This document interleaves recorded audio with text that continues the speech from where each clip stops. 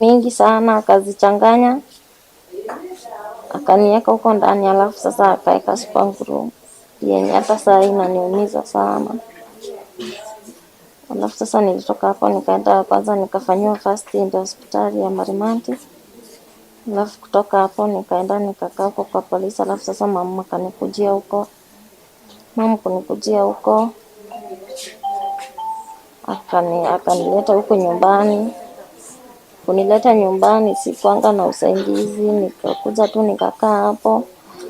Alafu sasa mama ndiye alienda akanitafutia msaidizi, nikasaidiwa na mheshimiwa Mumbi.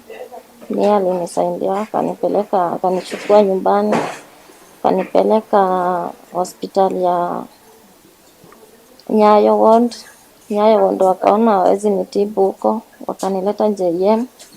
Hadi kwa saa hii bado niko tu kwa JM, ndio tu natibiwa huko na bado naendelea tu na matibabu yangu. Patient currently is stable, is in fair general condition and is quite conscious and is speaking well. And I'm the one who saw her. I took her to theater. We found a few lacerations, but I'm happy to report that generally the patient is stable, and we hope that by Friday we will be discharging her after receiving the treatment that she is receiving, and we are also organizing for her to get counseling for the trauma that she underwent.